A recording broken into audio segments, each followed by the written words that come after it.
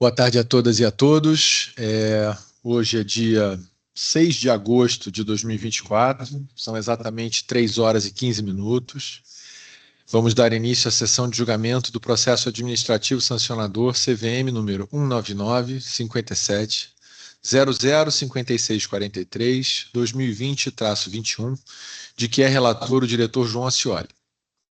Registro que, nos termos da deliberação CVM número 45 de 2021, a presente sessão será realizada de modo híbrido, mantida para as defesas a possibilidade de participação por videoconferência.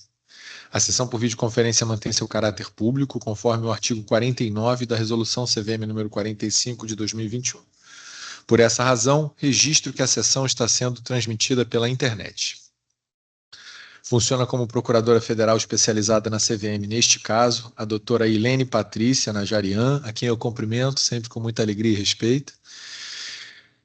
São acusados no presente processo a B-Audit Internacional Auditores Independentes, que nos autos é representada pelo doutor Leonardo Cota Pereira, que não efetuou a inscrição para uso da tribuna, o senhor Márcio Soares de Almeida Campos, representado pelo Dr. William Albuquerque de Souza Faria, que novamente também não pediu aqui para usar a tribuna, e a doutora Luciana Toniolo Meira, que aqui é representada pelo Dr. Ivan Campos, que vai fazer a sustentação por videoconferência. Tendo em vista que o relatório do processo foi previamente disponibilizado no site da CVM, eu dispenso a leitura do mesmo. Observações da sua redação poderão ser encaminhadas diretamente ao gabinete do relator. Antes de passar à sustentação oral da defesa, peço só que os meus colegas olhem rapidamente os seus telefones, que eu vou propor uma sequência aqui.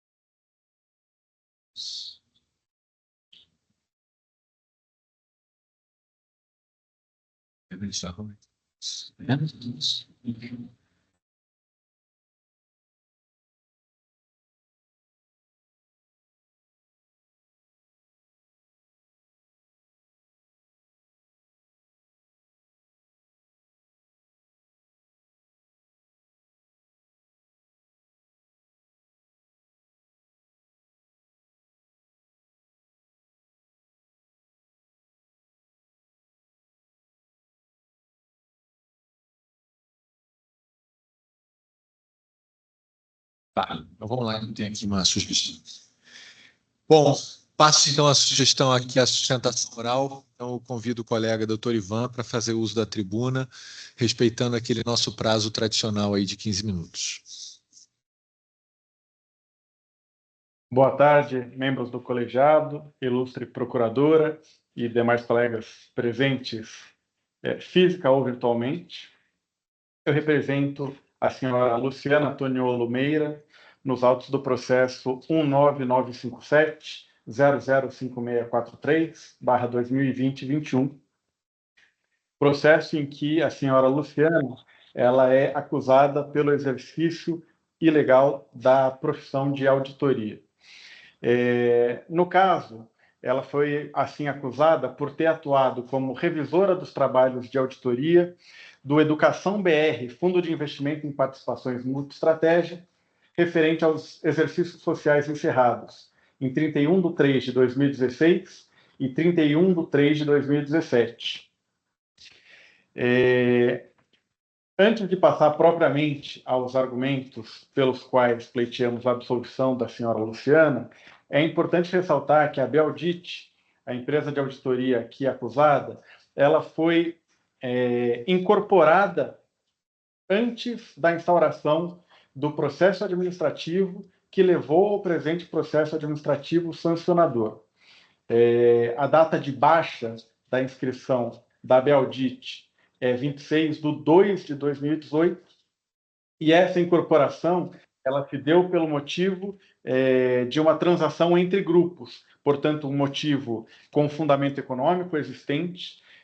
O grupo hoje existente é o grupo Crowe, um grupo que tem empresa de auditoria, inclusive registrada perante CVM, um grupo existente, em plena atividade, o que demonstra que essa operação ela se deu por razões negociais e ela se deu de boa fé antes da instauração do processo administrativo que deu origem ao processo sancionador. Por esses motivos, a senhora Luciana apresenta aqui o pedido de que seja reconhecida a extinção da punibilidade da Beldit Internacional por sua incorporação. Passando às razões da defesa da senhora Luciana, o caso aqui ele não é exatamente novo. Esse colegiado da CVM já pôde tratar desse tema, diria recentemente, mas o ano vem passando rápido, em 26 de março desse ano, no julgamento do caso Crowe 2, que é o processo administrativo sancionador 19957004715/2020-12, em que o colegiado pôde analisar se o auditor responsável pela revisão dos trabalhos ele deveria também possuir registro perante a CVM para a revisão dos trabalhos de auditoria de uma entidade registrada na CVM. A norma brasileira de contabilidade, que é a NBC TA 220, estabelece um conceito mais aberto de que o revisor ele deve possuir a mesma qualificação, experiência e autoridade suficientes e apropriadas para avaliar objetivamente os julgamentos relevantes e, em seguida, inclusive, prevê que essas qualidades devem ser as mesmas que o sócio responsável pelo trabalho de auditoria. No julgamento realizado em 26/3, esse colegiado definiu efetivamente que este conceito mais aberto e abstrato ele deve ser interpretado como para o sócio, para o auditor revisor do trabalho, caso seja trabalho de revisão de auditoria, caso seja trabalho de revisão de uma auditoria realizada para uma entidade registrada perante a CVM, o auditor deveria, portanto, também ser registrado perante a CVM, dado que o responsável técnico, nesses casos, tem que possuir tal registro. Tratando-se de uma interpretação efetiva de uma norma de conceito abstrato, o que se pleiteia, neste caso, é o reconhecimento de que, conforme os artigos 20, 21 e 23 da Lei de Introdução às Normas do Direito Brasileiro e artigos 2º, 3º e 6º do Decreto 9.830, que regulamenta a Lei de Introdução às Normas do Direito Brasileiro, e o artigo 2º, parágrafo único, inciso 13, da Lei 9.784, que trata do processo administrativo federal, não se aplique de forma retroativa esse entendimento concreto sobre uma norma de caráter abstrato. Essas normas, elas, em linhas gerais, prevêem que, quando a administração pública ela dá uma nova interpretação a uma norma de caráter aberto, de caráter abstrato, aquela interpretação deve valer dali para frente, não englobando, portanto, os fatos que são anteriores àquela interpretação. Por esses motivos, a senhora Luciana pleiteia aqui a sua absolvição, em linha com os votos da diretora Marina Coppola e do diretor João Ascioli, relator desse caso, que proferiu o voto naquele caso anterior, que é o caso Crowe 2, já mencionado, e, na hipótese desse colegiado entender que, no caso concreto, não deve ser declarada a absolvição da senhora Luciana, que ao menos se considerem as circunstâncias atenuantes, a boa-fé da acusada em relação à interpretação daquela norma contábil, o fato de que não se discute aqui erros nas demonstrações financeiras, e, acima de tudo, que, ao menos em relação ao exercício de 2016, encerrado em 31/2/2016, tratava-se, inclusive, de fatos anteriores à Lei de Processo Administrativo Sancionador da CVM, em que as punições ali previstas eram muito inferiores, inclusive, assim aplicadas pelo colegiado. Eu agradeço a atenção do colegiado, da ilustre procuradora, dos demais colegas aqui presentes, e encerro por aqui os argumentos que eu gostaria de sumarizar. Obrigado e boa tarde. Obrigado. Bom, passo a palavra aqui à nossa procuradoria. Doutora Ilene, tem algum pronunciamento a fazer? Boa tarde, senhor presidente. Sim. Boa tarde, nobres membros do colegiado. Boa tarde, doutor Ivan. Em que pese a cultura jurídica ora estampada neste julgamento, ouso apontar que a Procuradoria Federal Especializada da CVM, sob a égide da Resolução 45 de 2021 e com supedâneo no artigo 53, cumpre trazer à baila e ratificar o parecer da AGU, da PGF, acostado aos autos, número 00307/2020, GJU4, bem como para salientar que a senhora Luciana, na qualidade de controladora, foi apontada pela área técnica por descumprimento no disposto no artigo 1º da então vigente Instrução CVM 308, de 1999. Ademais, também cumpre salientar que esse processo teve origem em 2 outros processos, 19957-010-305-2018-96 e 19957-010-305-2018. Esses processos, eles trazem à baila que a NBCTA 220, em seu item 7C, define que o sócio de controle de qualidade do trabalho não deve fazer parte da equipe de trabalho em seu item 15, e determina que o sócio encarregado do trabalho deve assumir a responsabilidade pela direção, supervisão e execução do trabalho de auditoria, de acordo com as normas técnicas e com as exigências legais e regulatórias aplicáveis e pela emissão do relatório apropriado nas circunstâncias. Nesse caso, considerando a existência de 2 versões dos relatórios assinadas por profissionais diferentes, verifica-se a falta de aderência às normas técnicas aplicáveis ao trabalho. No que tange à extinção da punibilidade, não se trata de retroatividade e eu vejo esse caso como distinguishing do caso anteriormente mencionado. Não se trata aqui de extinção da punibilidade por incorporação, nem muito menos de retroatividade. Com todo respeito ao doutor Ivan e à tese levantada, que eu até consigo vislumbrar certa coerência, mas diante das provas amealhadas aos autos, vejo que não se aplica, se aplicaria o conceito tradicional e principiológico do tempus regit actum.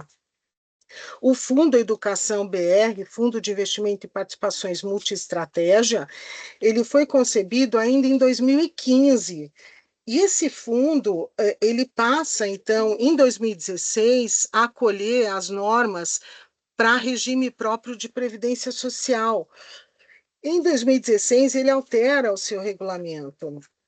E, a partir de então, houve uma reestruturação societária no grupo Bexel International Auditores Independentes, cuja razão social foi alterada para Beaudit International Auditores Independentes e, posteriormente, sucedida por Crowley Macro Auditores Independentes Limitada, junto a esta CVM. Houve uma reorganização, então, nos grupos econômicos Crowley e Beaudit, O contrato celebrado entre o Educação BR, Fundo de Investimento e Participações e Bialdite, foi cedido à Crowley, que é uma das sociedades integrantes do grupo Crowley. O fundo nasce em 2015 com prazo de duração de 10 anos. Em julho de 2017, através de e-mail do marketing, e-mail acostado aos autos de origem, foi comunicado ao Educação BR Fundo de Investimento e Participações que haveria essa cessão do contrato, como consequência da reorganização societária estampada no processo. Ocorre que as demonstrações financeiras do Educação BR Fundo de Investimento e Participações relativas ao exercício social fundo em 31 de março de 2017 e 2016, com as devidas vênias, são infundadas e puramente conjecturais, porque por parte da respeitável defesa anexada aos autos, porque essa reestruturação não levou à extinção da conduta da recorrente. E quanto à jurisprudência, ao RESP, acostado aos memoriais, aos respeitáveis memoriais apresentados, 1977-172, ouso trabalhar rapidamente, porque aquele RESP, ele fala de sucessão da incorporada pela incorporadora, no que tange aos aspectos penais, o afastamento da punibilidade. A pretensão punitiva estatal não se enquadra no conceito jurídico dogmático de obrigação patrimonial transmissível. Tampouco se confunde com direito à reparação civil, eventuais danos causados ao mercado de capitais, e no caso desse RESP, ao meio ambiente, como bem assinalou Ribeiro Dantas. Também a extinção da pessoa jurídica, ali impende frisar de que houve uma aplicação analógica do artigo 107.1 do Código Penal, o que não se coaduna com o caso em tela. Posto isso, considero que o processo, senhores nobres membros do colegiado, está apto a julgamento, conforme a prova amealhada aos autos. Muito obrigada, senhor presidente. Muito obrigado. Agradeço a fala da nossa procuradora. Pergunto ao doutor Ivan se existe alguma complementação que o doutor gostaria de fazer diante das exposições feitas pela Procuradoria. Acredito que não, até porque a procuradora trouxe exatamente os argumentos que já constam dos autos sem inovação. Ok. Bom, passo a palavra então aqui ao relator e pergunto aqui ao doutor, nosso diretor João Ascioli.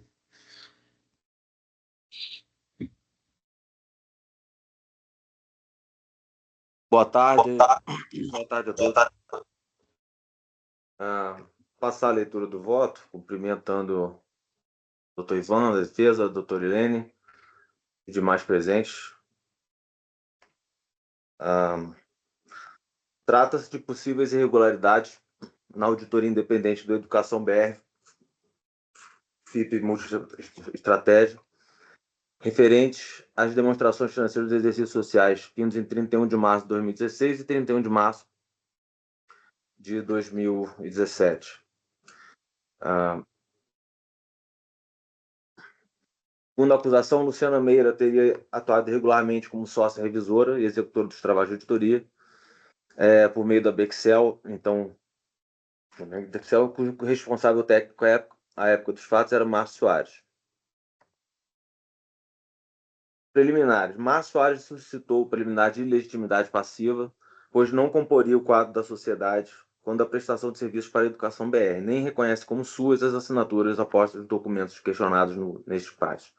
Eu voto pelo não reconhecimento dessa preliminar. A questão da assinatura não é preliminar de legitimidade, é de mérito. A acusação alega que Márcio assinou os documentos e, se o tiver feito, estará demonstrada sua atuação. Havendo irregularidade na atuação, a acusação seria procedente. Isto preenche a legitimidade passiva, que é verificada em abstrato, ou seja, pela narrativa da acusação. Para ser ilegítima, a parte teria que não ser responsabilizável, mesmo que provados os atos a ela atribuídos pela acusação. Se não houver evidências suficientes de sua atuação, será hipótese de falta de prova de autoria, mas não de ilegitimidade. De todo modo, por já estar tratando do tema, adianto que o acusado não demonstrou esforço de trazer aos autos qualquer elemento comprobatório em sentido contrário à acusação.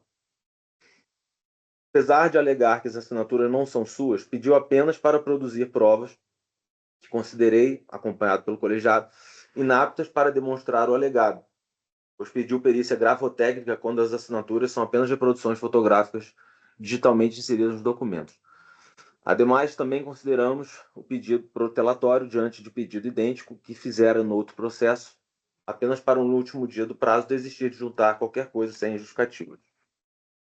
A alegação de que já não mais compunha o quadro da sociedade também é de mérito, pois a acusação o considerou como integrante da sociedade à época dos fatos, pelo que trato da matéria ao examinar seu envolvimento efetivo. Bexel. Apesar de não constar nos autos neste pais,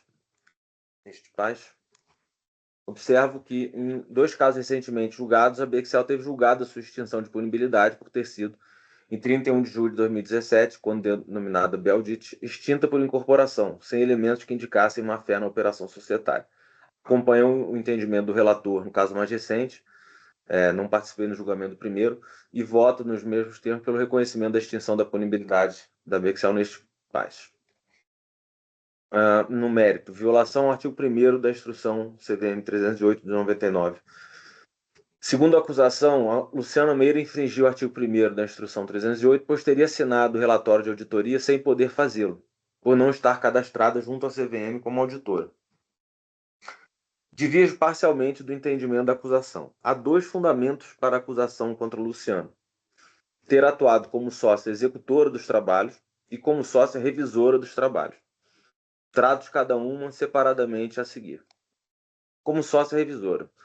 Como já me manifestei em processo referido anteriormente nesse voto, que eu indico no voto, né, onde está indicado, não estava consolidada à época a interpretação de que o sócio responsável pela revisão também precisa ter registro. Os dispositivos em questão são os itens 39 e A48 da NBC PA01, que assim dizem. Eu reproduzo os itens aqui, vou pular essa parte para deixar na versão na íntegra disponível depois. Mas o 39 fala basicamente da firma deve estabelecer políticas e procedimentos, e o A48 fala que o sócio carregado do trabalho pode consultar o revisor e remete a questões necessárias que o sócio revisor deve cumprir. Especialmente ele fala, e aí que eu vou fazer uma leitura parcial, ele fala de que deve estar adequadamente qualificado, né? Pode ser revisor, pessoa, ele pode ser nomeado para desempenhar o papel de revisor, né? Bom, vamos lá. A tese da acusação é que Luciana Meira não pode ser considerada pessoa elegível para exercer a função de revisão, pois não possui habilitação para atividade de auditoria de demonstrações financeiras de companhias abertas perante a CVM. Nessa tese, a expressão autoridade implicaria o registro, na medida em que, ao falar do sócio responsável pela execução dos trabalhos, a expressão autoridade é complementada pela expressão do regulador. A interpretação não é irrazoável. No entanto, no momento dos fatos dispostos, tal interpretação não tinha registro em ato normativo, opinativo ou precedente. Assim, sigo o mesmo entendimento que apresentei no caso referido, assim como fez a diretora Marina Coppola, de cujo voto transcrevo. Faço uma parcial transcrição do voto da diretora no caso passado, em que esse assunto foi também discutido. Aí também faço referência a um outro precedente aqui, em que diz que na época dos fatos a questão jurídica é extremamente controvertida, então nesse contexto não vislua a possibilidade de condenação dos acusados.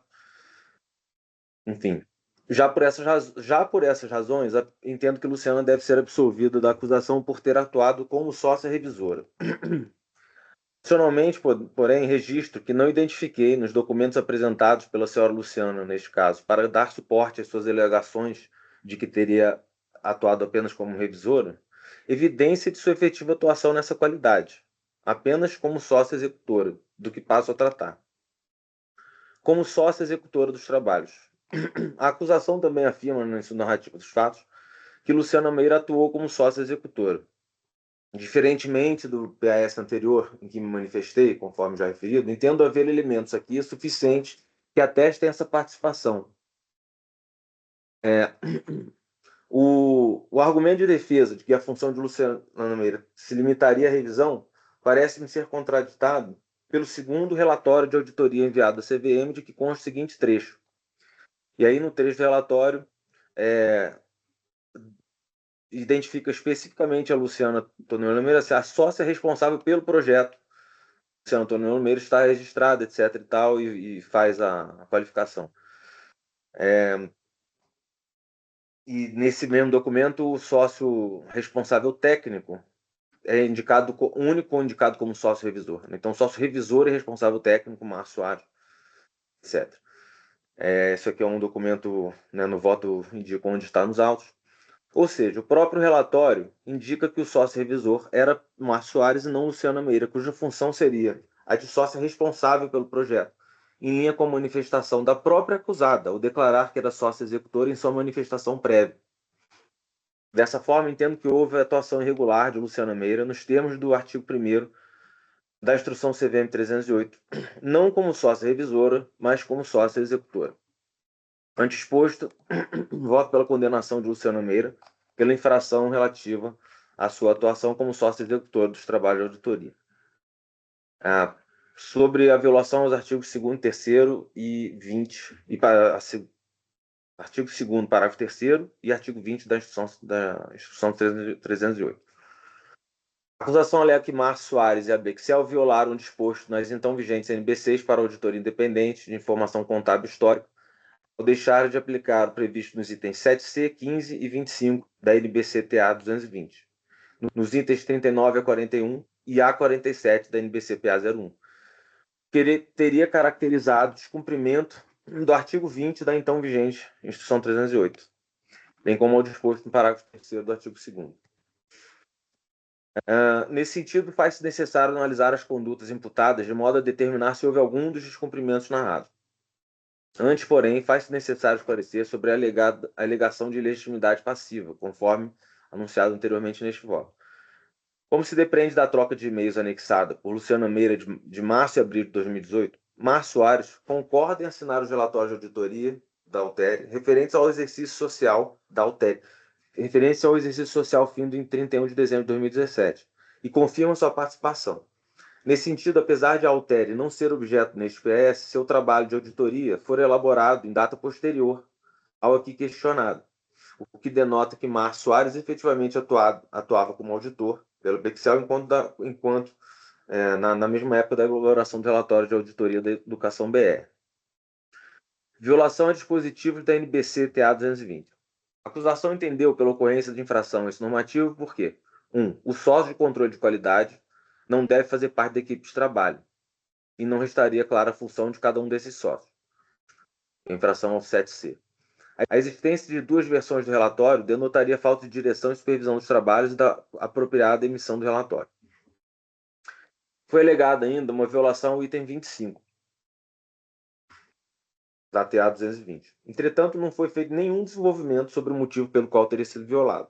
Nesse sentido, desconsidero o disposto em relação a isso, pois sua adoção representaria uma infração de lei de defesa dos acusados, que foram assim imputados sem explicação lógica ou indicação dos fatos. Com relação à infração do item 7C, entendo estar clara a sua ocorrência. É tão grande a confusão entre as funções dos sócios que até mesmo a acusada Luciana Meira contradiz suas afirmativas. Em manifestação prévia, alegou ser sócio executor e na defesa alegou que era sócia de relacionamento segundo a revisora, não executora do trabalho. Considerando que a acusada inicialmente afirma ter executado o trabalho em conjunto com Márcio Soares, bem como no relatório de auditoria original a sua assinatura será única, entendo estar comprovado sua participação na execução dos trabalhos referidos nesse documento. Tal fato, aliado à afirmativa de ser sócia revisora, denota uma participação em ambas as funções, tornando clara a ocorrência da infração ao item C, ao item 7C. Quanto à infração ao item 15, entendo ter ocorrido, pois ela foi demonstrada a partir da posição de assinatura por profissional não cadastrado como responsável técnico bem como pela existência de 2 versões do relatório de auditoria, emitidas por 2 profissionais diferentes.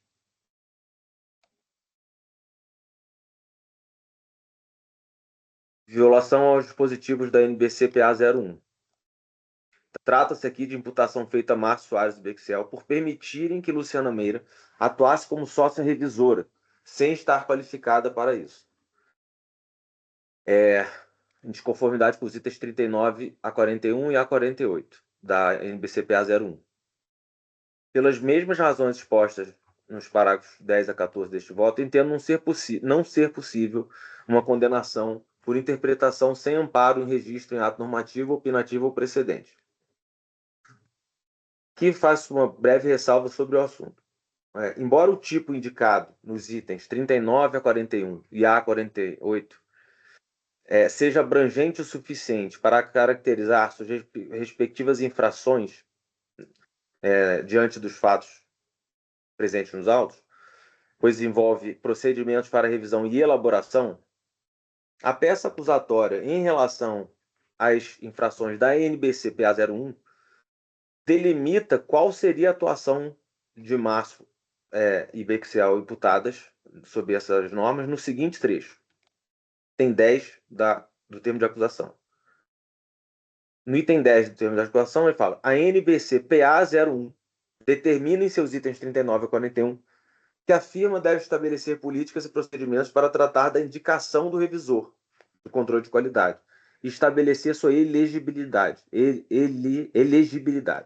para manter sua objetividade e determinar a substituição. E aí, aqui fala dos requisitos do sócio revisor, né? Então, entendo dessa forma, entendo que a imputação feita ao acusado quanto a esses itens é restrita apenas aos fatos de ter permitido a atuação de Luciana Meira como revisora, sem possibilidade, portanto, de estender a imputação a esses itens para tê-la deixado atuar como sócia executora. Assim, com base no que expus sobre não ser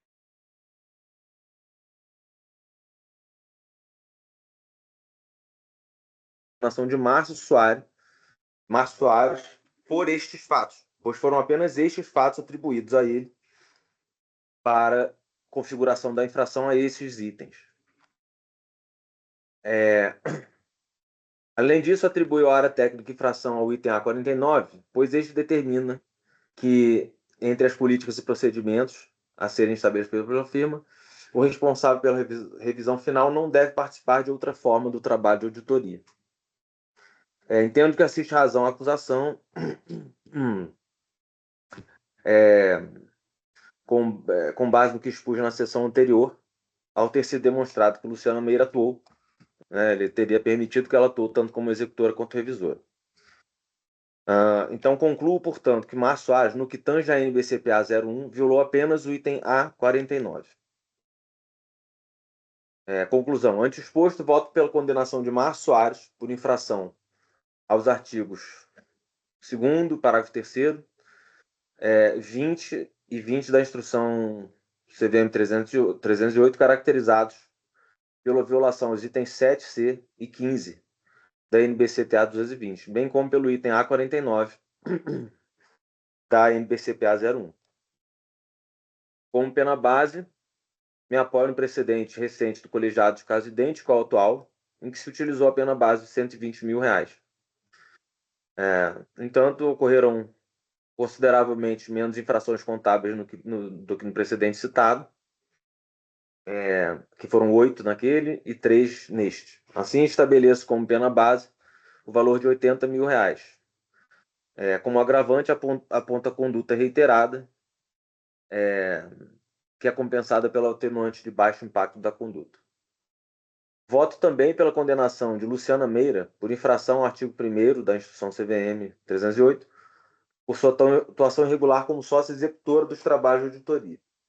Como dosimetria, entendo adequada a aplicação de multa no valor de R$70 mil, um valor com base em precedente recente em relação à mesma acusada e mesma infração. Diante do exposto, com fundamento no artigo 11, inciso 2º da Lei 6385, voto pela condenação de Márcio Soares a multa de R$ 80 mil pela infração das normas contábeis e aí relacionados aqui, itens 7C e 15 da NBCTA 220,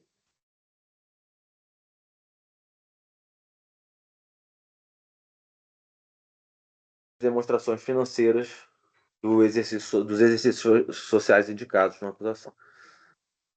Absolvição de Márcio Soares de Almeida por inobservância de normas contábeis brasileiras, do item 25 da NBCTA 220, dos itens 39 a 41 e a 47 da NBC-PA 01, bem como da consequente infração ao artigo 2º, parágrafo 3º e artigo 20 da Instrução 308.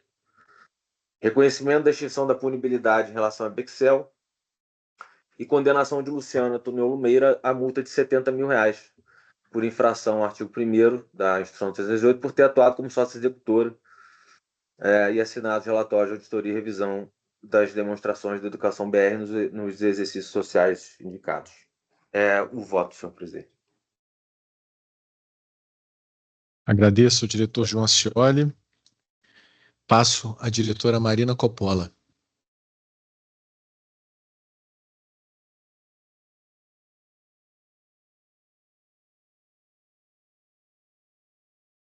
Obrigada, senhor presidente. Boa tarde, senhores membros do colegiado, doutora Helene, senhor advogado. Vamos lá. Eu tenho uma manifestação de voto curta, que eu vou ler. Acompanho as conclusões do diretor relator, exceto em relação às infrações aos itens 39, a 41 e a 48 da NBC-PA 01. Faço esse registro apartado para, além de expor as razões para tal, tratar dos elementos que afastam minhas conclusões no presente caso do voto que proferi no processo sancionador de final 4715/2020, dígito 12. No âmbito do referendo em que Luciana Meira foi acusada de violar o artigo 1º da Instrução CVM 308 de 99, por atuar na revisão de demonstrações financeiras sem registro na CVM, registrei que, à época dos fatos objeto daquele processo, a CVM ainda não havia articulado de maneira incontroversa o entendimento de que o item 7 da NBCTA 2020-R1 e os itens 39 a 41 da NBC-PA 01, ao preverem que o sócio revisor deve ser indivíduo com as qualificações necessárias para atuar como sócio encarregado pela auditoria das demonstrações financeiras de companhias abertas e dotado de autoridade compatível com a deste profissional, na prática impõe o registro prévio do revisor nesta CVM como auditor independente pessoa física. Exclusivamente por essa razão, apesar de eu considerar tal interpretação mais acertada, naquele processo me manifestei no sentido de que, em observância ao artigo 2º, parágrafo único, inciso 13 da Lei 9784 de 99, não seria possível utilizá-la para embasar a aplicação de sanções. Por consequência, votei por absolver os acusados quanto às infrações relacionadas à atuação de Luciana Meira como revisora das demonstrações financeiras. Não obstante, de maneira diversa ao que se verificou naquele caso, no presente processo, há, como apontado pelo diretor relator, elementos suficientemente indicativos de que Luciana Meira atuou diretamente na execução dos trabalhos de auditoria e não apenas na qualidade de revisora destes, como a acusada alega. Nesse sentido, a acusada inicialmente afirmou ter executado o trabalho em conjunto com Márcio Soares e se apresentou como sócia executora, o que é corroborado tanto pela versão original do relatório de auditoria, que contava apenas com a sua assinatura, quanto pelo relatório de conformidade, que, apesar de ser assinado conjuntamente por ambos, descreve Luciana Meira como a sócia responsável pelo projeto e Márcio Soares como sócio revisor e responsável técnico. De modo a afastar essas constatações, a defesa de Luciana Meira se limitou a alegar que ela teria atuado apenas na revisão dos trabalhos, sem, no entanto, apresentar quaisquer elementos de prova que pudessem amparar esta versão. Por essa razão, me alinho ao diretor relator e voto pela condenação de Luciana Meira por violar o artigo 1º da Instrução CVM 308 de 99, por ter atuado não na revisão, mas sim na execução dos trabalhos de auditoria das demonstrações financeiras do Educação BR FIP Multiestratégia. No entanto, em sentido diverso, o diretor relator Entendo ter restado evidente que a Bexel não possuía políticas e procedimentos adequados no que diz respeito à divisão de trabalhos entre as equipes de execução e revisão de auditoria, o que era de responsabilidade de Márcio Soares. Por essa razão, voto por condená-lo por descumprir não apenas os itens 7 e 15 da NBCTA 2020 e o item A49 da NBCPA 01, mas também os itens 39 a 41 e A48 dessa última norma. Aqui, senhor presidente, eu faço referência ao voto que o senhor deve proferir na sequência. Eu digo que, apesar de eu divergir da fundamentação apresentada em sua manifestação de voto acerca da atuação de Luciana Meira como revisora, como eu fiz no caso anterior, eu acompanho em relação à penalidade proposta a Márcio Soares. É como voto. Pela sequência lógica do julgamento, eu vou antecipar o meu voto aqui. Nesse caso em específico, vou tentar ser objetivo, também é um voto curto. Basicamente, eu estou aqui acompanhando o diretor-relator em todos os aspectos, mas divergindo pontualmente do entendimento no tocante à absolvição de Márcio Soares pelo suposto descumprimento às NBCs indicadas. Rapidamente, para construir a lógica, no presente PAS, a Luciana Meira é acusada de ter assinado os relatórios de auditoria sem que tivesse cadastrada como responsável técnica da Bexel. O referido dispositivo legal determina que o auditor independente está sujeito ao registro perante a CVM para exercer atividade contábil no mercado de valores mobiliários. Verificou-se que os relatórios de auditoria sobre as DFs da Educação BR, tanto em 2016 quanto em 2017, haviam sido assinados exclusivamente pela Luciana Meira. Ela afirmou inicialmente que os trabalhos de auditoria teriam sido feitos por Márcio Soares, tendo esse atuado como sócio responsável, e que ela teria figurado em verdade apenas como uma sócia executora. Acredita ter faltado ao próprio fundo alterar o parecer divulgado no site da CVM, e aí depois ela anexa uma nova versão reemitida com assinatura tanto do Márcio quanto dela. Posteriormente, na defesa, a acusada alega que assim que constatadas as assinaturas indevidas foram emitidos novos relatórios. Enfim, eu desde logo digo que a suposta retificação do documento ele não descaracteriza a prática irregular da auditoria independente. Reitero que o auditor independente é peça fundamental para o funcionamento do mercado de capitais e apresento aqui um voto que é consistente com os dois processos já citados, ambos sob a minha relatoria, um julgado lá no dia 6 de outubro de 2023 e outro 26 de março de 2024. E aqui eu vou contextualizar rapidamente que a gente observou que única e exclusivamente a assinatura da Luciana Meira foi juntada aqui nos relatórios de auditoria, o que leva a entender que a elaboração do trabalho de auditoria estava sob sua responsabilidade.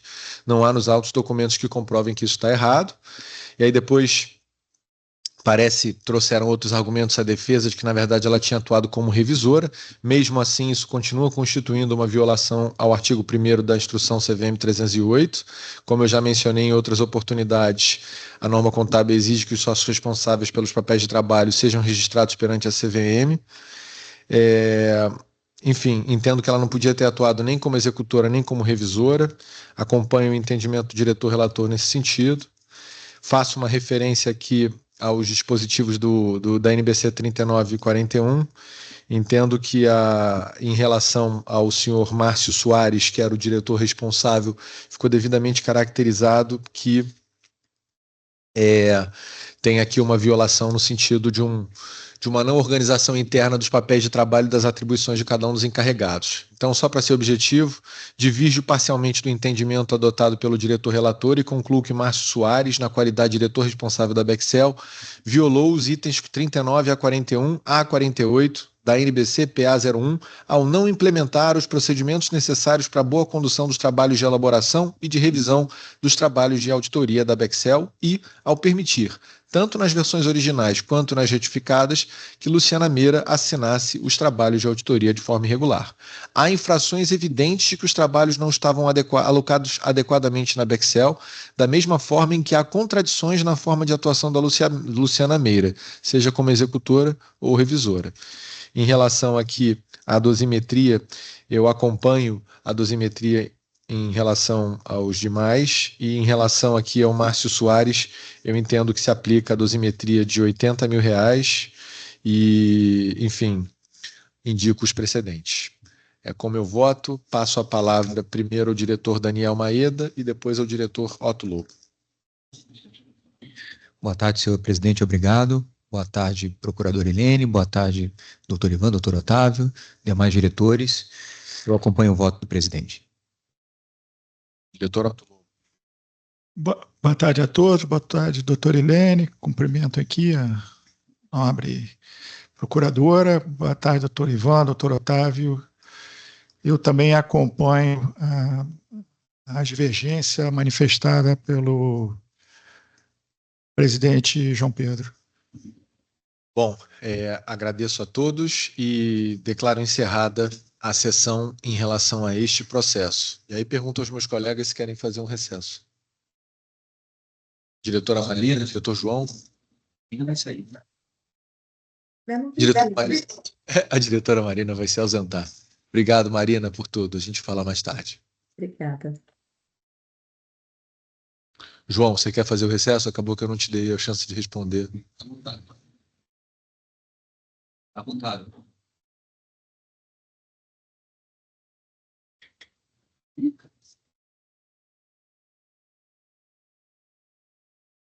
Sim, eu aqui no recesso.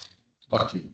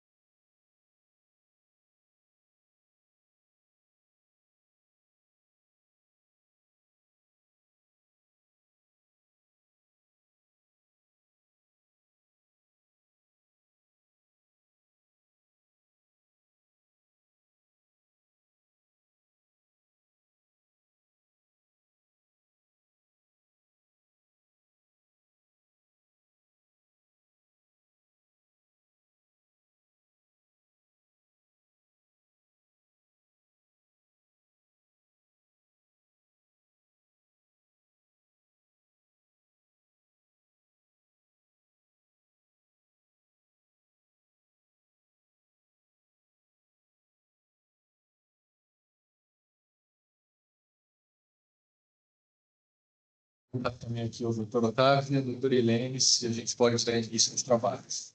Lemos? Sim, senhor presidente. Então, vamos lá.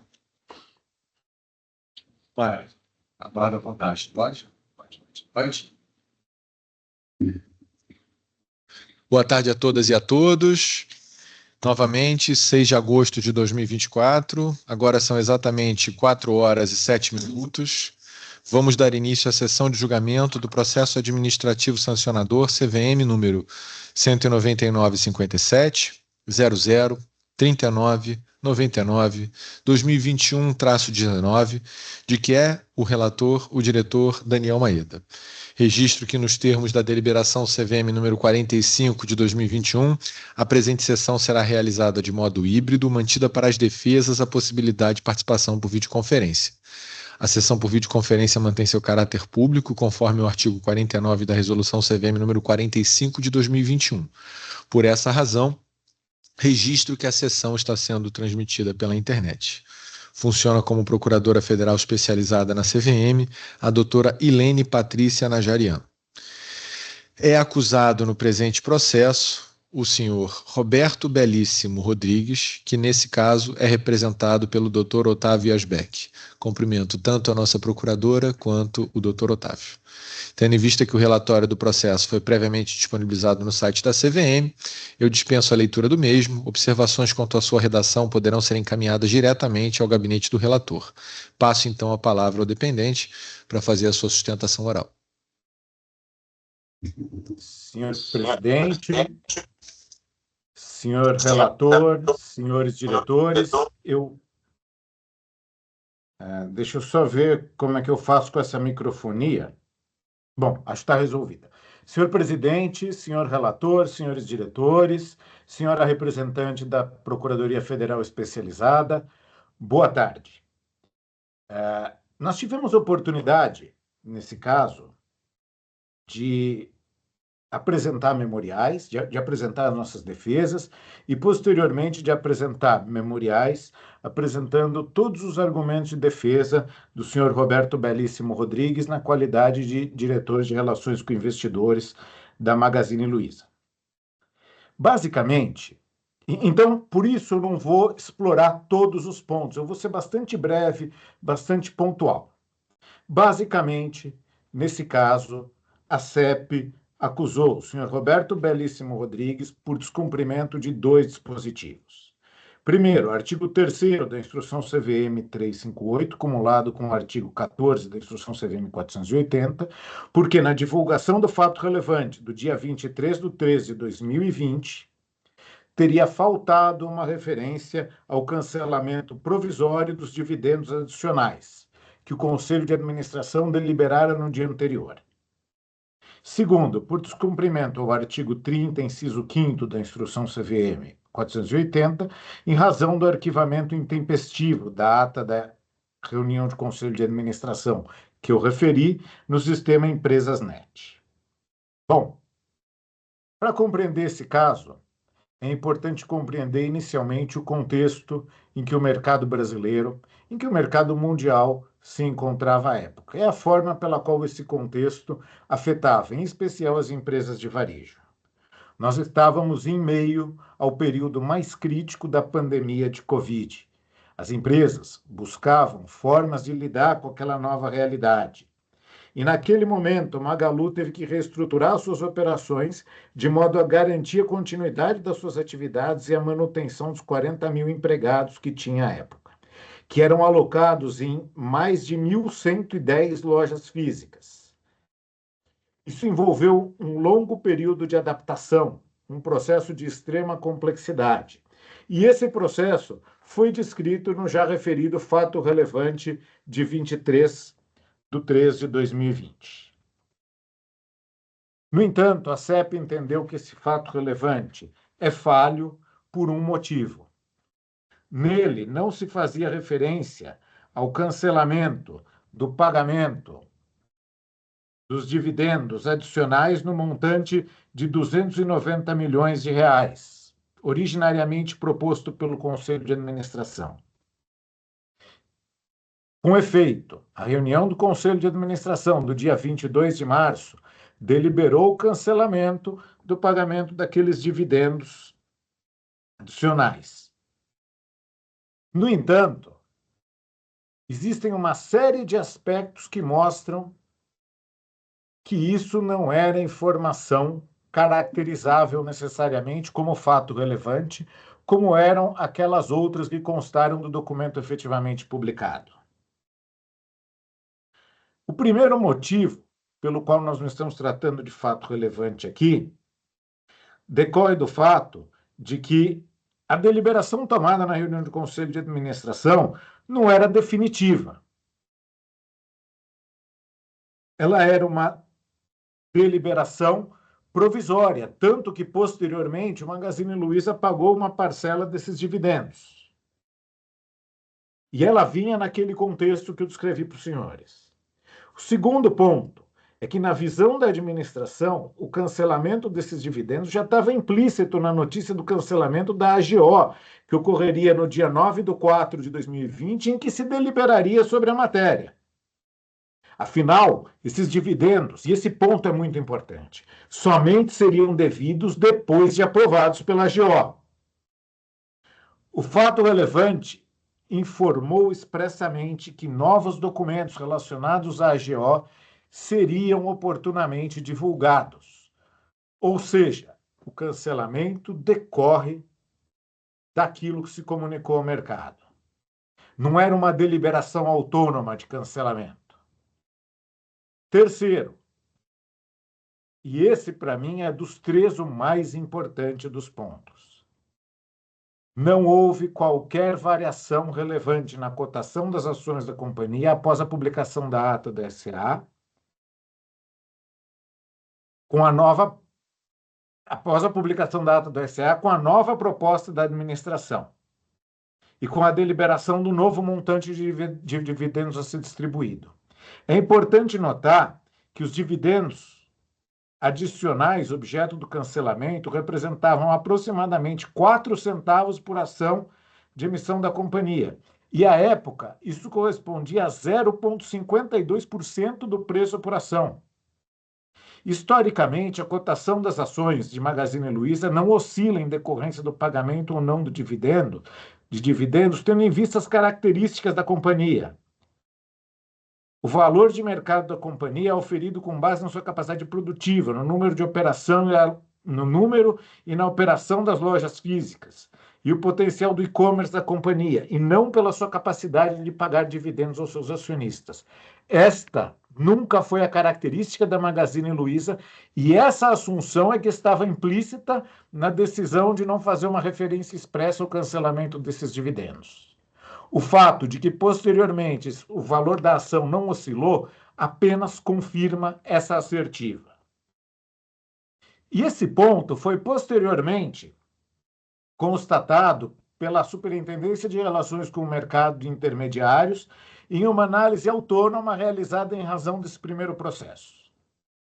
Em razão desse primeiro processo, a SMI abriu um procedimento para verificar se havia realização de operações com informação privilegiada em razão da alegada não divulgação dos dividendos retidos.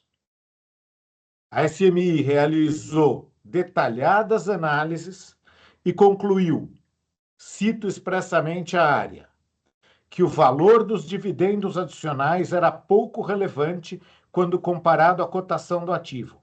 E, além disso, a companhia tinha histórico de pagar proventos pouco significativos. Dessa forma, o cancelamento do pagamento dos dividendos adicionais teria pouco impacto na cotação dos ativos, o que não justificaria as vendas realizadas pelos investigados. A análise da SMI diz respeito ao insider trading, mas o insider trading decorreria de uma informação relevante retida. E o que se constata por aquela área é que não havia informação verdadeiramente relevante retida naquela ocasião. Na verdade, o risco que se tem de condenar o senhor Roberto Bellissimo em razão da inexistência de informação sobre os dividendos retidos é um risco com o qual já há muito tempo a CVM lida e que já está há muito tempo equacionado. o risco de arbitrariamente dizer a posteriori o que se acha ou não se acha que é fato relevante. E, nesse caso, reitero, há fundamentos sólidos pelos quais isso não era fato relevante, pelos quais o senhor Roberto Bellissimo estaria convencido de que isso não era fato relevante, e há comprovação a posteriori do mercado. Por tudo isso, a primeira acusação não deve prevalecer. A segunda acusação diz respeito ao arquivamento intempestivo da ata de RCA do dia 22 no sistema Empresas.net. Bom, aqui é importante voltar para o contexto que foi descrito inicialmente por mim. A companhia se deparava com uma situação extremamente complexa, com o trabalho remoto, com medidas de caráter excepcional. E, nesse quadro, por um lapso, a equipe responsável por disponibilizar os documentos societários acabou não publicando a ata dentro do prazo regulamentar. É importante destacar que, quando esse erro foi identificado, ele foi identificado por iniciativa própria da companhia e ele foi imediatamente corrigido, sem a necessidade de qualquer provocação que fosse da CVM. Mais do que isso, a companhia mostrou medidas adequadas para evitar que isso se repetisse no futuro. Aplicar uma penalidade por esse descumprimento isolado e material é flagrantemente desproporcional. O máximo que eu imagino que seria possível nesse caso seria a emissão de um ofício de alerta. Agora, formalizar uma acusação por algo que não produziu efeitos, por um erro operacional em um contexto absolutamente excusável, novamente, é flagrantemente desproporcional. Por tudo isso, senhor presidente, senhores diretores, pela imaterialidade da deliberação da RCA sobre o cancelamento dos dividendos, pela inexistência de informação efetivamente relevante constatada pela SMI, pela imaterialidade do atraso pontual na disponibilização da ata da RCA, ante todos esses aspectos e a baixa expressividade da lesão ao bem jurídico tutelado pela norma, nós vimos pedir a absolvição do senhor Roberto Bellissimo. Muito obrigado pela atenção. Agradeço ao doutor Otávio. Passo a palavra à Procuradoria, perguntando à doutora Ilene se ela tem algum pronunciamento a fazer. Sim, senhor presidente. Boa tarde novamente a todos, nobres membros do colegiado, ilustre relator, doutor advogado, doutor Otávio Asbeck, sempre com percussientes admoestações, demonstrando vasto conhecimento que possui no mercado de capitais, mas ouso aqui ratificar o parecer 00148 de 2021 GJ4 da Procuradoria Federal Especializada da CVM, acostado aos atos, que entendeu justa causa para a acusação, e com supedâneo no artigo 53 da Resolução 45 de 2021, cumpre tecer poucas e breves considerações no que toca aos memoriais apresentados, muito bem formulados, didáticos. Porém, os argumentos, a meu sentir, data máxima vênia, com todas as vênias possíveis, a meu ver, são inconsistentes e não deveriam prosperar. Saliento que o Magalu possuía à época controlador definido, sendo a controladora a senhora Luísa Helena Trajano Inácio Rodrigues, que participou da reunião de 22 de março de 2020, presidente do órgão, o qual deliberou a decisão do cancelamento dos dividendos adicionais. Em que pese a soberania da Assembleia e a respeitável decisão de cancelamento dos dividendos adicionais, era uma certeza existente naquele momento, sendo evidente que na existência de reserva de lucros, a qualquer momento poderia ser deliberado novamente a destinação dos dividendos adicionais, como bem disse aqui o doutor advogado, o doutor Otávio Asbeck. Não era uma decisão definitiva, mas naquele momento foi assim deliberada. Vale pontuar que tanto as demonstrações das mutações do patrimônio líquido das demonstrações financeiras de 31 de dezembro de 2019, DOC 6, 105-7604 dos autos de origem, quanto na ata de RCA de 14 de fevereiro de 2020, DOC 6, 100087, consta a proposta de destinação de 290.914.000 em dividendos adicionais, os quais foram cancelados, mas não divulgados tempestiva e claramente ao mercado. Quando essas informações se tornaram públicas, mais de 60 dias depois, a companhia não promoveu maiores detalhes. E mesmo se tratando de informações úteis à avaliação dos valores mobiliários emitidos pelo Magalu. Insta a salientar que o montante de 290.914.000 em dividendos adicionais cancelados apresenta 1,71 vezes o valor de 170 milhões declarados anteriormente pela administração da companhia em relação ao exercício de 2019. Ou seja, o montante da redução dos dividendos inicialmente propostos e divulgados foi da ordem de 63,12% aproximadamente. Nesse sentido, ainda que a companhia continuasse distribuindo valores em valor superior ao dividendo mínimo obrigatório previsto em seu estatuto social, esse montante cancelado parece ser significativo nesse contexto. Ademais, o DRI esclareceu que a não apresentação tempestiva da RCA decorreu de um lapso, ocorrido em meio a uma situação complexa e incomum da pandemia do Covid-19, em que os colaboradores da companhia estavam trabalhando de forma remota e sem todo o suporte tecnológico que possuíam no escritório físico da companhia, o que dificultou a identificação correta e imediata da referida falha.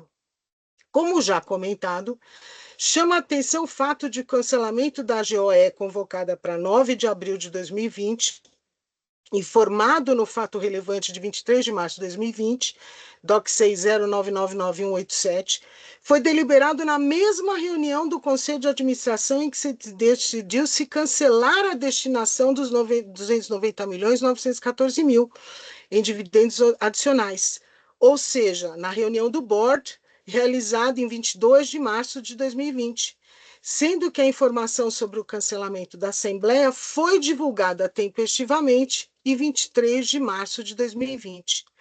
Além disso, os argumentos apresentados de que a não apresentação tempestiva da ata de RCA em 22 de março de 2020 decorreu de um lapso, também não merece prosperar, pois, uma vez identificada a falha, supostamente em 25 de maio de 2020, a companhia não realizou qualquer destaque em relação à informação, mas divulgou uma ata intempestiva de RCA sem chamar qualquer atenção para a divulgação.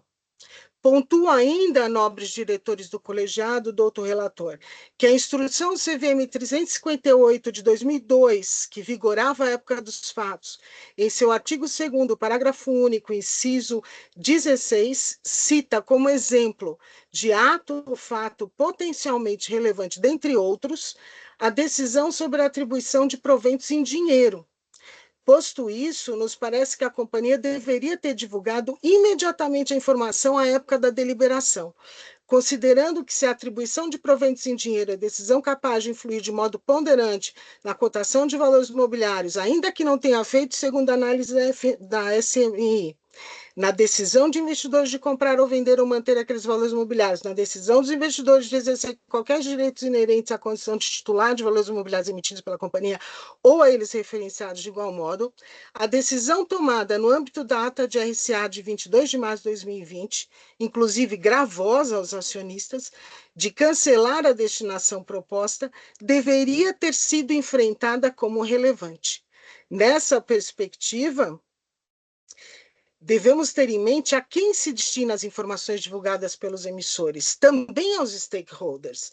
E ainda nessa perspectiva, a divulgação e elaboração de uma ata de RCA que contenha deliberações destinadas a produzir efeitos perante terceiros, ou seja, erga omnes, ou de qualquer outro documento, não possui um fim em si mesmo. A informação é destinada ao investidor que precisa cotidianamente, diariamente, tomar decisões de comprar, manter ou vender determinado valor imobiliário. A falta ou intempestividade de uma informação afeta a alocação no mercado e uma formação de preços mais eficientes. Destaque-se de fato de que o DRI divulgou o cancelamento dos dividendos com mais de 60 dias de atraso, somente no momento que a companhia apresentou, entre outros, prévia de crescimento de vendas entre abril e maio de 2020 e o próprio primeiro ITR de 2020. Informações positivas e que aparentemente surpreenderam positivamente o mercado. Ressalte-se que, ainda que se admite que tenha sido de fato um erro, um lapso, é evidente que a informação era relevante e que, ao menos, a ata de RCA de 22 de março de 2020 deveria ter sido divulgada tempestivamente. São essas as ponderações da Procuradoria Federal Especializada da CVM. Agradeço. Obrigada, senhor presidente. Agradeço a doutora Ilene. Pergunta ao doutor Otávio se tem alguma consideração adicional a fazer. Eu gostaria de reiterar um ponto, senhor presidente. Inicialmente, agradeço à doutora Ilene pelas gentis palavras. As impressões são mútuas. Eu sempre admiro muito suas manifestações e nós temos uma relação de longa data de compartilhamento de conhecimentos, pela qual eu fico muito feliz. Mas eu preciso naturalmente discordar da doutora Ilene nos pontos por ela trazidos. Eu, em princípio, discordo de tudo que se trouxe, pelos motivos que eu já trouxe originariamente na minha sustentação. No entanto, eu gostaria de tratar de um ponto específico. Em relação à caracterização da informação sobre os dividendos como fato relevante, é importante destacar que o senhor Roberto Bellissimo tinha adequados fundamentos para considerar que aquela informação não era fato relevante. Na verdade, o ponto não é apenas que não se produziu efeitos sobre o mercado. O ponto é que, em Magazine Luiza, dividendos não são particularmente relevantes para produzir efeitos sobre a intenção de comprar, vender ou manter valores imobiliários. E isso é reiterado, seja pelo valor ínfimo dos dividendos que se ia pagar naquela ocasião, seja pelas considerações da SMI, que, novamente, não discutem meramente que não houve impacto sobre o mercado. Lá se conclui pela própria incapacidade de produzir efeitos sobre o mercado. Era isso que o senhor Roberto Bellissimo sabia, era esse o seu pressuposto, e dar qualquer outro passo nesse sentido é fazer um exercício a posteriori do que poderia ou não produzir efeitos sobre o mercado, sobre a intenção dos investidores, com a agravante de que esse exercício ainda é feito contra a realidade, contra o fato de que não houve qualquer oscilação no valor dos papéis. Dito isso, agradeço novamente pela atenção, senhor presidente, senhores diretores, doutora Ilene. Agradeço a todos. Encerradas as manifestações, eu passo aqui a palavra ao nosso diretor-relator, diretor Daniel Maído. Obrigado, senhor presidente. Farei uma leitura resumida dos principais trechos do voto, na certeza de que sua íntegra estará disponibilizada até o fim do dia no website da CVM. Voto. Conforme esclarece o relatório, trata-se de processo administrativo sancionador instaurado pela Superintendência de Relações com Empresas, originado a partir de processo administrativo em face de Roberto Bellissimo Rodrigues, na qualidade de diretor de Relações com Investidores do Magazine Luiza S.A., para apurar eventual infração 1 ao disposto no artigo 3º da Instrução CVM 358, então em vigor, e 2 ao disposto no inciso 5º do artigo 30 da Instrução CVM número 480, conforme já bem explicitado na tribuna pela defesa. Consta uma preliminar na apresentação da defesa, mas tão somente a respeito da tempestividade da defesa, e, de fato, foi apresentada no último dia do prazo fixado pelo artigo 29 da Resolução 45, de modo que reconheço de plano essa tempestividade. Da análise do mérito, Inicialmente, de novo, cumpre ressaltar que o presente PAS contém acusações referentes a duas infrações: divulgação de ata de RCA de 22 de março de 2020, com atraso de 64 dias, descumprindo assim o prazo previsto no artigo 30, inciso 5º da Instrução CVM 480, e deixar de divulgar fato relevante sobre matéria deliberada nessa RCA, mais especificamente sobre proposta de cancelamento de distribuição de dividendo superior ao dividendo mínimo obrigatório, antes deliberada na RCA de 14 de fevereiro de 2020. Logo caracterizada como fato relevante nos termos do artigo 2º, inciso 2, combinado com o inciso 16 do seu parágrafo único, resultando em infração ao artigo 3º da Instrução CVM 358. Os fatos narrados no termo de acusação não são contestados pelo acusado, logo não há controvérsia sobre os fatos narrados, mas apenas sobre a alegada antijuridicidade desses fatos, conforme se extrai dos argumentos expostos na peça de defesa apresentada pelo acusado e já discriminados no relatório que acompanha este voto, que já se encontra devidamente publicado. Embora as infrações guardem alguma conexão entre si, por terem raiz na RCA de 22 de março de 2020, elas devem ser consideradas autônomas porque são passíveis de se materializarem de forma independente entre si e porque o cumprimento de uma obrigação não supre automaticamente a outra. Sendo mais específico, a divulgação de fato relevante não substitui o dever de remessa da ata de RCA, até porque a primeira envolveu um rol mais estreito de deliberações de órgãos da companhia, enquanto a segunda se refere a todas as deliberações daquele órgão. De outro lado, a remessa de ata de RCA também não substitui o dever de divulgar o fato relevante, se assim caracterizado, em razão deste último ser mais sintético, bem como abarcar um juízo da companhia quanto à materialidade da informação objeto e a avaliação de investidores quanto às cotações das ações, e assim prever meios de divulgação mais ampla e está sujeito ao maior escrutínio pelo público investidor, além, claro, de ser uma obrigação específica contida em norma. Enfim, tendo ocorrido a RCA em 22 de março de 2020, num dia de domingo, o prazo de 7 dias úteis para a remessa da respectiva ata acompanhada de eventuais modificações se esgotou em 31 de março.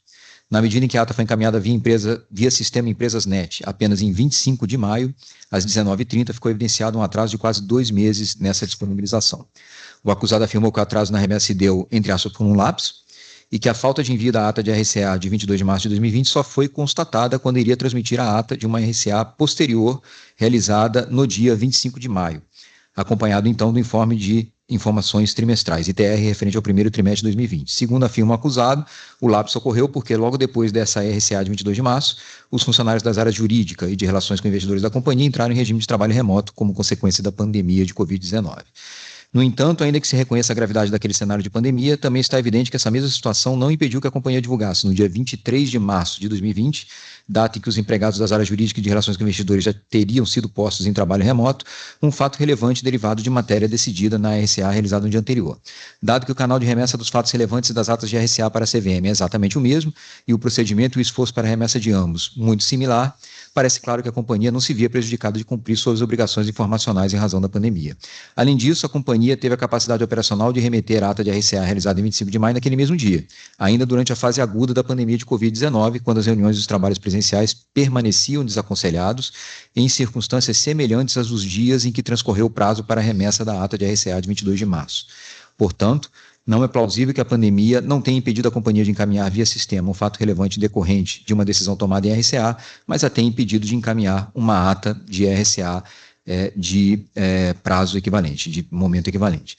Além disso, a remessa do fato relevante no dia seguinte ao da realização da RCA, repita-se, pelos mesmos meios utilizados para a remessa das atas, demonstra a inexistência de caso fortuito ou força maior capaz de impedir o cumprimento da obrigação relativa ao fato relevante e, portanto, indício veemente de que inexistia fator não controlado pela companhia que impedisse a remessa dessa ata.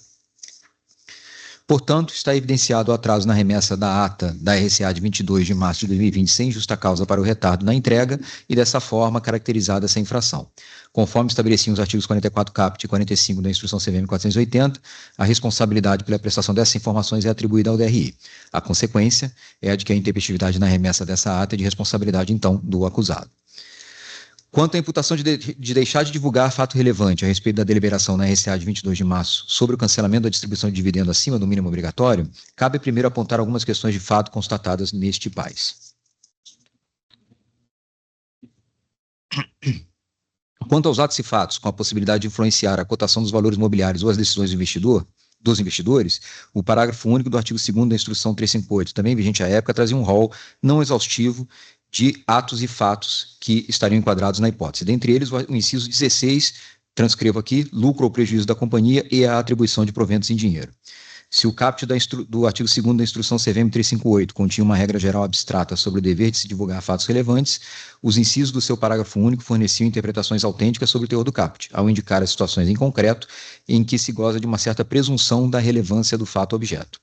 É verdade também que, diferente de uma mudança em critérios contábeis, no inciso 10, ou de uma celebração e extinção de contrato, inciso 17, ou de uma aprovação, alteração, atraso ou desistência de projeto, inciso 18, cujos impactos sobre os interesses dos acionistas não são imediatamente mensuráveis, as decisões relativas ao pagamento de proventos são facilmente percebíveis como mais ou menos vantajosas sem grandes esforços cognitivos, porque impactam diretamente o rendimento que a ação se propõe a distribuir e, por via reflexa, nas decisões dos investidores de manter ou alienar essas ações. Entretanto, há de se reconhecer, por outro lado, que a presunção prevista na norma não possui natureza absoluta. É possível, diante das circunstâncias, que o fato não seja considerado como relevante pela companhia. Em particular, no caso da divulgação de dividendos, a política em curso adotada pela companhia, sua prática histórica de divulgação sobre o tema e, mais importante que tudo, a materialidade do montante previsto para a distribuição são fatores, sim, que contribuem para uma avaliação concreta da relevância dessa informação que sempre caberá ao DRI da companhia. Passando aqui. Assim, em linha com o aqui já exposto, e dado que, conforme exposto pela defesa, os dividendos objeto de distribuição e cancelamento eram de pequena monta. 2. A distribuição objeto de proposta de cancelamento foi objeto de divulgação via publicação de RCA. E 3. A forma como... Desculpa, aqui tem um erro, né? Mas, enfim, depois eu corrijo, né? Me referi à proposta de distribuição original de fevereiro, né? E 3. A forma como a companhia sempre tratou o tema, historicamente, com a mera divulgação de RCA sobre o assunto em todos os casos em que isso foi detectado, entendo e concordo com a defesa que cabe a absolvição do acusado pela imputação da não divulgação de fato relevante.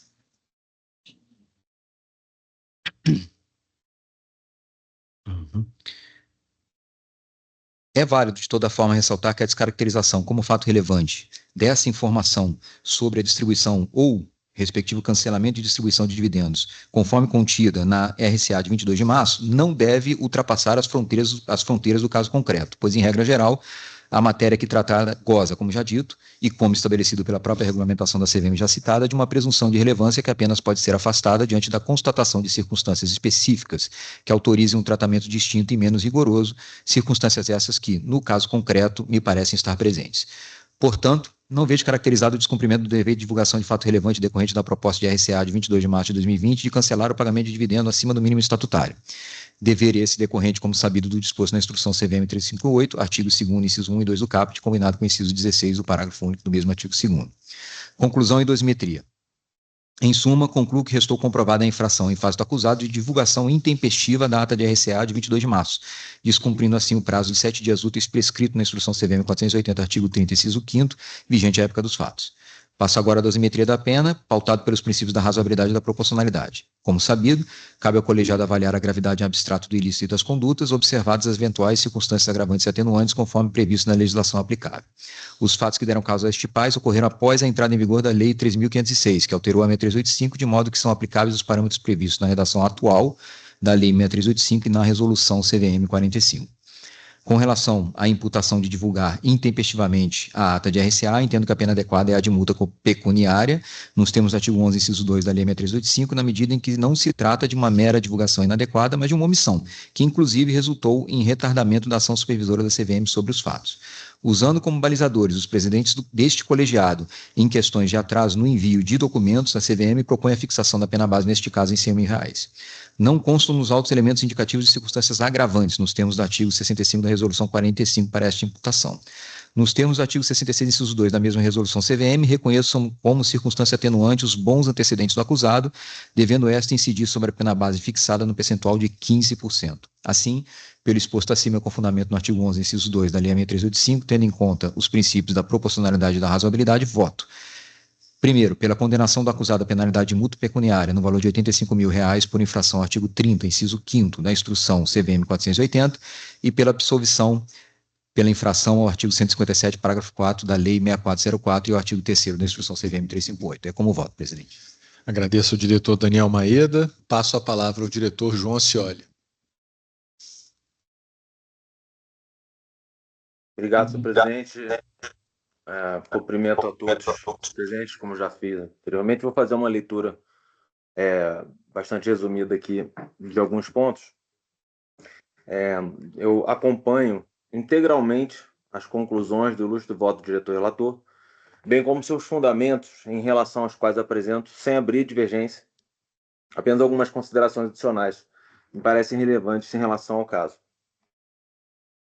Em minha percepção de como transcorreram os fatos, a divulgação dos eventos questionada pela acusação no fato relevante de 23 de março de 2020 foi inteiramente condizente com as qualificações de full e de fair.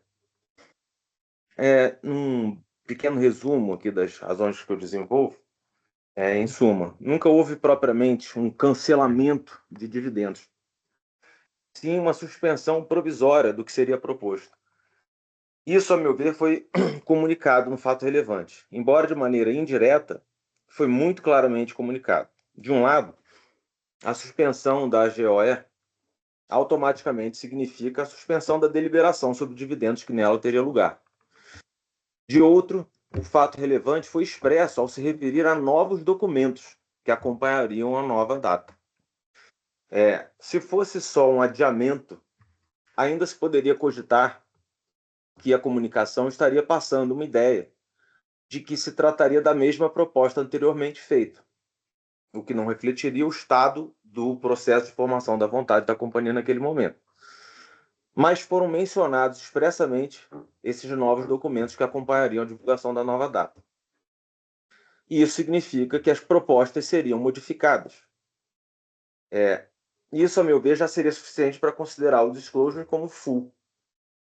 Mas aquele fato tinha ainda mais. Tem um trecho do fato relevante de 23 de março que eu transcrevo aqui, que fala: infelizmente, nem o Magalu nem ninguém consegue prever por hora todos os eventos e impactos relacionados aos desdobramentos da pandemia provocado pelo novo coronavírus. Mas estamos atentos à evolução da situação no Brasil, diligente com a manutenção operacional da companhia e dos postos de trabalho. Importante ressaltar que o Magalu possui uma sólida estrutura de capital, encerrou o quarto trimestre de 2019 com posição total de caixa recebíveis de mais de 7 bilhões. E aí vem o trecho que, a meu ver, super relevante aqui, que é o seguinte: a despeito disso, toda a liderança da companhia está debruçada neste momento numa análise de contenção e reavaliação de despesas e investimentos. Reavaliar investimentos é exatamente aquilo em que se baseia uma companhia para definir o quanto que irá reinvestir, o quanto irá distribuir do seu caixa. Ou seja, além de full, entendo que foi também adequadamente fair. Não se deve exigir que a política de divulgação de informações tenha que fazer todo mínimo detalhamento para o público investidor de desdobramentos que são óbvios a partir daquilo que se está divulgando. Ainda mais fair me parece quando se considera que a conduta diversa implicitamente exigida pela acusação, que seria divulgar que os dividendos adicionais teriam sido cancelados naquele momento, simplesmente não ocorreu. Não se tratava de uma deliberação efetivamente, né, porque a decisão sobre dividendos compete à Assembleia, e sim uma decisão provisória. Nesse sentido, eu faço uma retomada da cronologia das divulgações relacionadas aos dividendos desse período, como um todo, resumida da seguinte maneira. Em fevereiro, a companhia diz que vão ser pagos 112 milhões de dividendos mínimos, 58 milhões de juros sobre capital próprio e até, essa palavra que é relevante, essa palavra me parece relevante porque ela é um pouco, parece que tem a acusação não leva em conta que o que se divulgou foi que seriam propostos até 290 milhões de reais de dividendos adicionais, né? Não era exatos, e sim até. Em março, né, quando o mundo passava por uma situação um pouquinho atípica, a companhia vem e fala: estamos adiando a AGOE, debruçado sobre a reavaliação de despesas e investimentos. Quando for a hora, a gente vai divulgar nova data e novos documentos, nova proposta. O que será que virá nessa nova proposta, se não, né, tudo que está numa proposta será novos documentos. E ainda estava se falando expressamente na questão de reavaliação de investimento. E, finalmente, em julho, quando é finalmente feita essa proposta, ela propõe dividendos adicionais, não de zero, como sugeriria a divulgação de fato relevante na forma imaginada pela acusação, mas de 152 milhões de reais, que é, apesar de pouco, mas é mais do que 50% do original, ou seja, é mais próximo da proposta original do que o zero, que teria sido, na visão da acusação, teria sido a informação correta. Que, a meu ver, o que acontece naquele momento, né, é uma decisão de não decidir, é suspender o quanto se estaria levando a proposta da administração em termos de quantidade de dividendos, né? Tanto é que se diz que estamos reavaliando, iremos divulgar nova data e novos documentos. Não havia um cancelamento, efetivamente, não só pela competência do Conselho, mas pelo teor e pelas circunstâncias em que isso é decidido e divulgado. E aí eu trato aqui sobre a questão, já entrando na relevância da informação, que é um outro ponto bastante importante, inclusive bem destacado pelo Dr. Otávio da Defesa e também mencionado pela PFE, pelo Dr. Lilene. A questão, eu trato aqui, vou pular uma parte de um tratamento um pouco teórico sobre isso, mas, em suma, o dividendo ali não se perde, né? Ela não é uma decisão gravosa para os investidores. O dividendo não se perde, o que não é distribuído é mantido em reserva. E isso é uma decisão que, inclusive, decorre da decisão da administração voltada aos melhores interesses da companhia. Então, se o dividendo se a administração decide manter o dividendo em reserva, o valor econômico desse dividendo é, inclusive, superior, por presunção de que a decisão está sendo tomada corretamente, do que aquele distribuído. Então, se não é pago, o valor econômico é superior. E em termos de significância, a matéria ser relevante não deve ser confundida com a quantidade ser relevante. Nisso eu faço menção à análise da SMI, também bem destacada pela defesa da tribuna, e a SMI investigou a fundo o caso e concluiu que não havia possibilidade de impacto na cotação, né? Eu concordo com a análise presente no voto do relator nesse ponto, que não é a questão de ter havido ou não ter havido, porque o que importa é a possibilidade de haver. Mas o que a SMI faz, a meu ver, na análise dela, é ver o histórico de divulgações de matéria semelhante e pela baixa representatividade dos dividendos, no caso do Magalu, né? Era um baixo dividendo diante do resultado total e naquele momento especialmente baixo em relação ao quanto que se estava discutindo tirar ou botar, né? Então, entendo que, embora o propósito da análise tenha realmente sido outro, o pressuposto de relevância da informação é um único conceito jurídico dentro do contexto do regime informacional da regulação de mercados de capitais.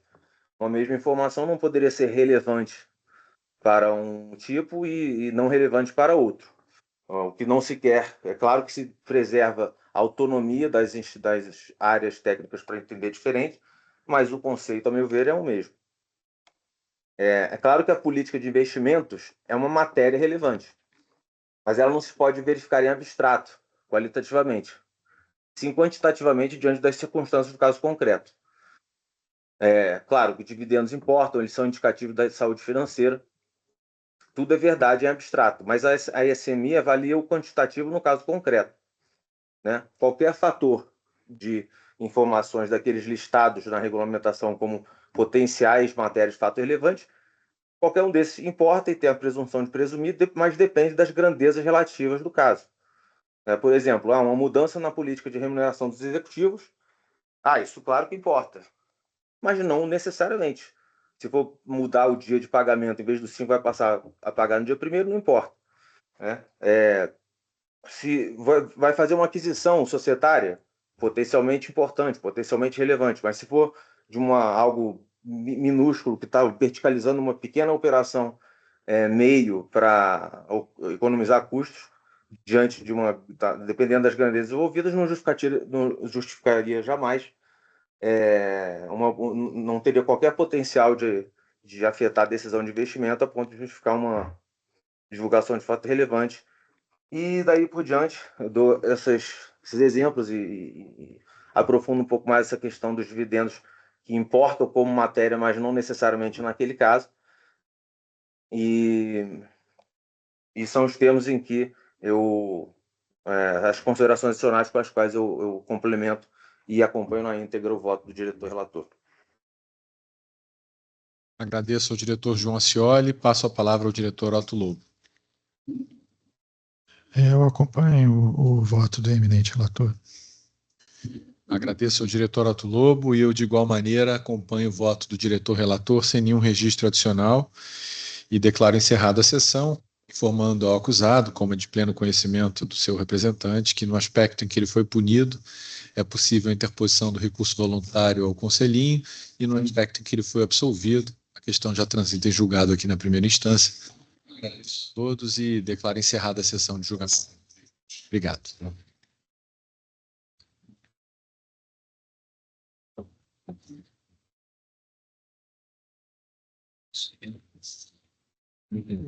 Daqui a pouco.